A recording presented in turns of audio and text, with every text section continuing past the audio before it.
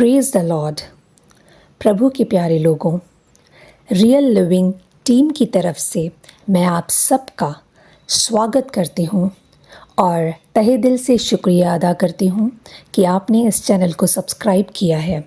प्रियो, अगर आपको इन वचनों के थ्रू आशीष मिलती है, आपको कुछ अच्छा लगता है, तो प्लीज़ कमेंट्स के थ्रू हमें बताएं, हमें भी अच्छा लगेगा। और अगर आपके कोई सजेशंस हैं तो भी आप कमेंट्स के थ्रू हमें बता सकते हैं। और अभी तक अगर आपने चैनल को सब्सक्राइब नहीं किया है तो प्लीज़ चैनल को सब्सक्राइब कीजिए और भी लोगों को आप इन वचनों को शेयर कीजिए। आइए आज का वचन देखते हैं। इब्रानियों 8 अध्याय और 13 पद। इब्रानियों 8 अध्याय 13 पद। जो वस्तु पुरानी और जीर्ण हो जाती है उनका मिट जाना अनिवार्य है। प्रियो, क्या आपके जीवन में भी कुछ घटनाओं को आप भूल नहीं पा रहे हैं?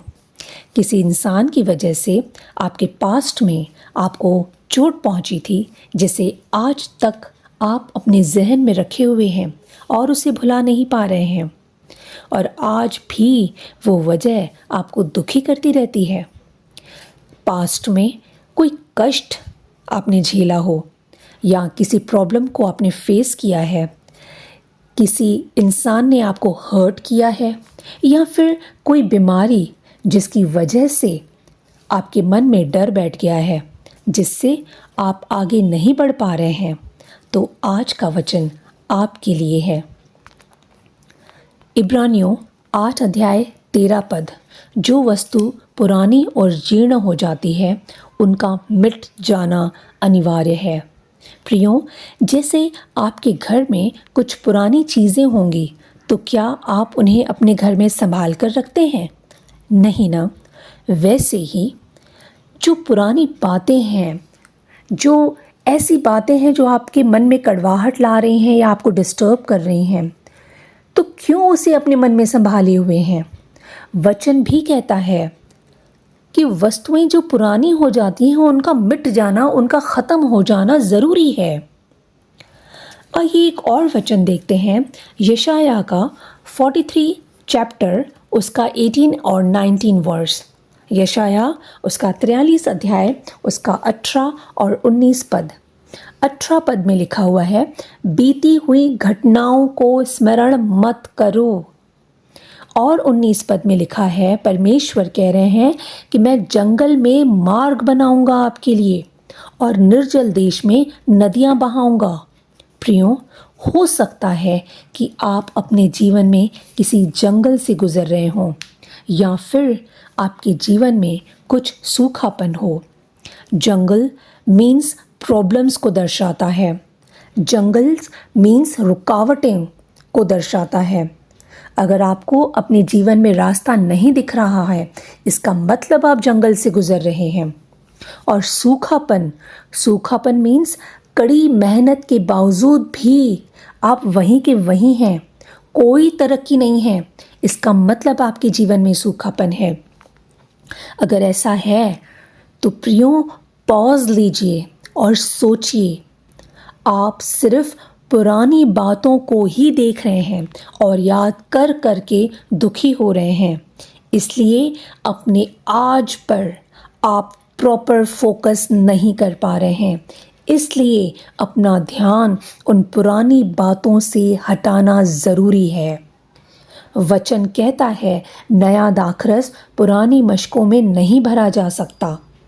अगर आपको दाखरस नया चाहिए तो उसके लिए मशकें भी नहीं होनी चाहिए। यशाया के 43 अध्याय के 18 और 19 पद में परमेश्वर ने क्लियरली कहा है कि बीती हुई बातों को भूलना है।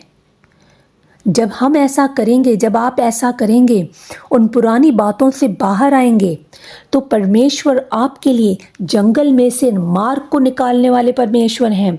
वो निर्जल देश में, सूखेपन में नदियों को बहाने वाले परमेश्वर हैं। प्रियो, एक और वचन देखते हैं, इब्रानियों का 10 अध्याय का 9 पद। उसमें भी ये लिखा है, वह पहले को उठा देता है ताकि दूसरे को नियुक्त करे। अगर आप कहीं जॉब के लिए गए हैं और अगर आपको कहीं अपॉइंट किया जाता है तो पहले वाले बंदे को उस सीट से बाहर हटाना पड़ता है ना, तभी तो आप वहाँ पे अपॉइंट होते हैं। कि एक ही पोस्ट पे दो लोग अपॉइंट हो सकते हैं क्या? नहीं ना, पहले को हटाना पड़ता है, हटना पड़ता है, तभी दूसरे को वहाँ पे नियुक्त किया जा सकता है। वैसे ही अगर आप अपनी पुरानी बातों को छोड़ेंगे, पुरानी चीज़ों को हटाएंगे, तो ऑटोमेटिकली आपको नए दरवाजे दिखेंगे जो कि प्रभु ने ऑलरेडी आपके लिए खोल दिए हैं। दूसरा कुरिन्थियों के 5 अध्याय के 17 पद में भी लिखा हुआ है, पुरानी बातें बीत गई हैं, वे सब नई हो गई हैं। जी हाँ, जब पुराना बीत गया है तो क्यों आज भी हम पुराने में जी रहे हैं? क्यों आप अभी तक पुराने को पकड़े हुए हैं? छोड़ो, सब कुछ नया हो चुका है। परमेश्वर ने ऑलरेडी आपके लिए नया कर दिया है। ज़रूरी है पुराने को छोड़ना, उसे जाने दीजिए।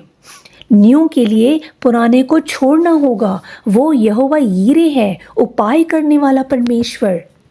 प्रकाशित वाक्य का 3 अध्याय का 8 पद में क्लियरली परमेश्वर ने लिखा है कि परमेश्वर ने आपके लिए एक द्वार खोल रखा है जो कोई बंद नहीं कर सकता, कोई बंद नहीं कर सकता। प्रियो, उसके लिए आपको आपके फोकस को बदलना होगा। पुराने से अपने फोकस को हटाकर नए पर, आज पर लगाना होगा। सिर्फ आप ही अपने पुराने दरवाज़ों को बंद कर सकते हैं, तभी ही आप नए दरवाजे को देख भी सकेंगे और उसमें प्रवेश भी कर पाएंगे, जो कि परमेश्वर ने आपके लिए ऑलरेडी खोल कर रखा है। प्रियो, आज वो दिन है पुरानी बातों को छोड़ने का। आज वो दिन है पुरानी यादों को भूलने का। आज वो दिन है निर्जल देश से बाहर आने का, सूखेपन से बाहर आने का। आज वो दिन है कि आप जंगल से बाहर निकल आएं। जब आप ऐसा करते हैं तो आप नए दरवाज़ों को देख भी पाएंगे और उसमें प्रवेश भी कर पाएंगे, जो ऑलरेडी परमेश्वर ने आपके लिए खोल कर रखे हैं। और कोई भी इंसान की, कोई भी ताकत की ये नहीं कर सकता कि उस दरवाजे को बंद कर सके। प्रियो, आज दिन है नए की तरफ मुड़ जाने के लिए। तब आप वो हासिल कर पाएंगे जो परमेश्वर ने आपके लिए रखा है, क्योंकि परमेश्वर हमारी और आपकी सोच से बढ़कर आपके लिए कार्य करने वाला परमेश्वर है। वो जानता है कि आपको किन चीज़ों की ज़रूरत है। वो जानता है कि आप कहाँ तकलीफ़ में हैं और आपको कैसी सांत्वना चाहिए। सिर्फ आप पुराने से बाहर आ जाइए, पुराने को छोड़ दीजिए। प्रियो, प्रार्थना कीजिए, परमेश्वर आपके लिए बड़े बड़े और महान कार्य करने जा रहे हैं। ऐसा पूरा मुझे विश्वास है इस बात का। Thank you.